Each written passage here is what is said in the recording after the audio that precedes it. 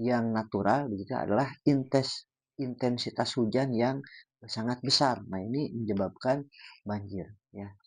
Terus yang berikutnya buruknya sistem drainase. Boleh jadi si drainasenya tersebut kurang mampu untuk menahan ya debit air hujan yang di mana besar begitu ya. Ataupun misalnya si drainasenya sih sudah cukup ya, tapi di dalamnya ternyata sudah ada yang singgah di sana begitu ya. Selain air apa? Sampahnya begitu ya, sedimennya dan lain-lain begitu. Terus apalagi penurunan muka tanah ya. Tanah itu setiap waktu itu akan mengalami penurunan begitu ya. Nah, maka ini oleh ahli teknik.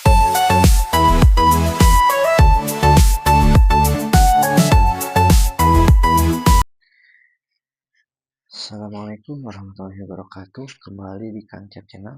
Pada kesempatan kali ini Kang Cep kembali akan membuat video, tapi akan berbeda dengan video-video sebelumnya. Kalau sebelumnya kita belajar tentang tahsin, doa-doa harian, pengembangan diri, ya, kajian-kajian umum, khutbah, dan lain-lain. Maka pada kesempatan kali ini kita akan membahas hal yang berbeda, yakni berkaitan dengan ilmu teknik sipil. Perlu juga diketahui, mungkin perkenalan dulu ya, Kang Cep itu backgroundnya sekolah formalnya adalah teknik begitu ya, teknik sipil. Nah, alangkah lebih baiknya kita sama-sama belajar ya berkaitan dengan teknik sipil, terkhusus bagi orang teknik ya. Kita sama-sama belajar, Kang Cep juga belajar. Nah, pada minggu-minggu ini begitu ya, mungkin beberapa bulan ke belakang kita akan disuguhi fenomena alam ya, yakni banjir. Wah, banjir ini di mana-mana ya. Di Bandung, di Jakarta, di Surabaya dan lain-lain begitu. Termasuk tempat tinggal Kang Cep di daerah Bandung atau tepatnya di Cimahi, kita akan menemukan banjir itu sangat luar biasa, membuat banyak orang itu kesulitan ya. Bahkan Kang Cep pun ketika pulang harus mencari jalan agar sampai ke rumah karena beberapa titik tidak bisa dilewati. Bahkan kemarin-kemarin kita perhatikan ya, kita lihat ada hujan es ya, Jumat 2 minggu ke belakang kalau tidak salah, menumbangkan pohon-pohon. Bahkan di Bandung di salah satu eh, tempatnya di Bojong begitu ya, ada yang korban meninggal dunia ya. Innalillahi wa inna ilaihi rajiun. Nah, banjir. Lantas apa sih penyebab banjir ini ya? Berbagai faktor perlu kita ketahui ya. Nah, Kang Cep juga sempat sudah membuat rangkuman dari beberapa referensi. Yang pertama itu yang natural begitu adalah intensitas hujan yang sangat besar. Nah, ini menyebabkan banjir ya. Terus yang berikutnya buruknya sistem drainase. Boleh jadi si drainasenya tersebut kurang mampu untuk menahan ya debit air hujan yang di mana besar begitu ya.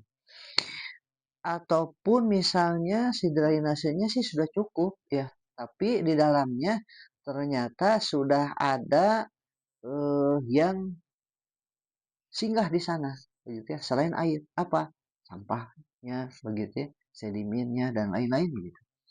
Terus apalagi penurunan muka tanah ya. Tanah itu setiap waktu itu akan mengalami penurunan begitu ya. Nah, maka ini oleh ahli teknik sipil di antisipasi ya. Apakah dia akan bangun rumah, gedung, jalan, ya pasti setiap proyek akan ada ahli geoteknik ya, ahli tanah untuk mempertimbangkan nih kalau saya bangun di sini baik jalan atau gedung apa yang akan terjadi. Nah, tanahnya itu diselidiki begitu ya, bagaimana tanahnya gitu ya.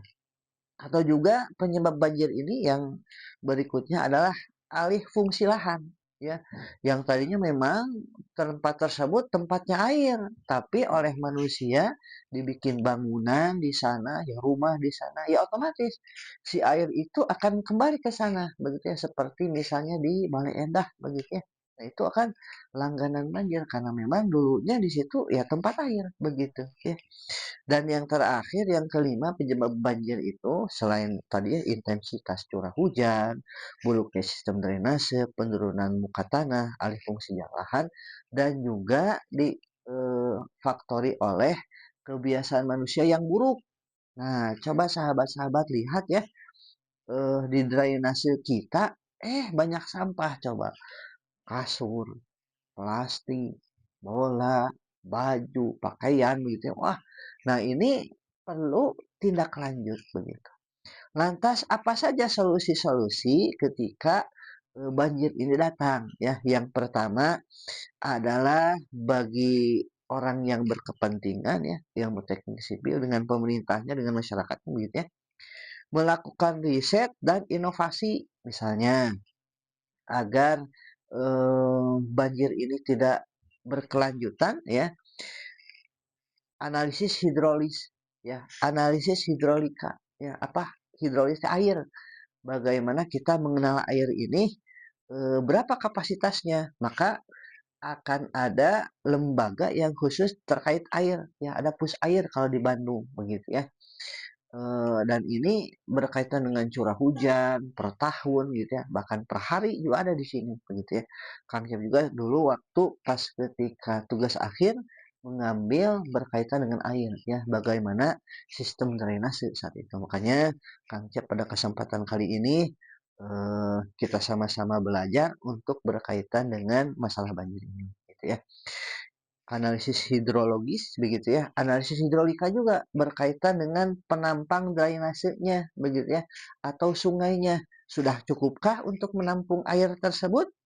Nah, maka ini dianalisis begitu ya. Ada lebarnya, tingginya begitu ya, dianalisis begitu. Terus berikutnya ya, nah itu yang kedua berarti ya. Pertama riset, nah terus yang kedua ada perencanaan tata ruang ya, berkaitan dengan analisis hidrologis, analisis hidrolikanya begitu ya. Terus juga tidak kalah penting gitu ya, pengembangan infrastruktur hijau. Nah, jadi kita itu memang kekurangan pohon-pohon untuk menampung air ya. Apa pohonnya? Pohon bambu. Nah, itu sekarang sudah jarang ya. Padahal pohon bambu ini dia menampung air begitu ya. Nah, maka kita perlu berusaha mungkin ya menambah pohon-pohon yang bisa menyerap air begitu. Dan yang terakhir adalah edukasi ya, kolaborasi dari pemerintah, masyarakat, ahli teknik sipil, bagaimana pentingnya untuk menjaga lingkungan. Untuk lingkungan ini kita berbicaranya ke depan, 10 tahun, 20 tahun ke depan untuk anak cucu kita. Jangan sampai pokoknya mas saya mah mau bangunan begini ya di tempat ini, padahal tempat tersebut adalah tempatnya air begitu ya, adalah tempatnya pohon-pohon ya. Jangan sampai karena keserakahan, jangan sampai karena ketamakan ya menghancurkan lingkungan. Itulah ya beberapa hal yang perlu diketahui ya oleh kita bersama ya, orang umum begitu ya, bahwa banjir ini bisa diatasi begitu ya. Tadi sebabnya apa? Intensitas curah hujan, buruknya sistem drainase, penurunan muka tanah, alih fungsi lahan, dan juga apa-apa yang dilakukan oleh manusia begitu ya. Nah, keburukan-keburukan manusia ini harus ada istilahnya pengendalian begitu ya. Jangan buang sampah sembarangan. Bahkan saya suka ada sebel, ada yang ngerokok di motor begitu ya. Nah, maka bagi pengemudi lain sebetulnya terganggu. Ada banyak kejadian yang kena matanya si abu rokoknya tersebut begitu ya. Eh, ada juga yang buang sampah sembarangan sehingga air meluap di sungai begitu ya. Dan tadi solusinya pertama riset, inovasi teknologi gitu ya. Adakan misalnya sumur resapan begitu ya, agar untuk menampung air gitu ya. Sampah-sampah, ada sampah yang bisa didaur ulang ya, ada sampah-sampah sayuran, ada biopori begitu ya, masukkan begitu ya.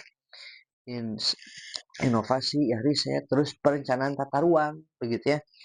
Analisis hidrolisnya eee, rencanakan dengan matang begitu ya, hidrolikanya.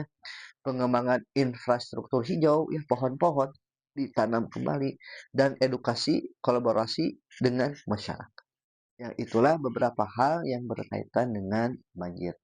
Marilah kita menjadi orang-orang yang mengubah ya masyarakat lebih baik lagi, bukan hanya untuk kita, tapi untuk keturunan kita, generasi yang akan datang. Semoga bermanfaat video ini. Silahkan agar bisa berkembang begitu ya, sama-sama berubah, bisa like, komen, subscribe, dan share. Terima kasih. Assalamualaikum.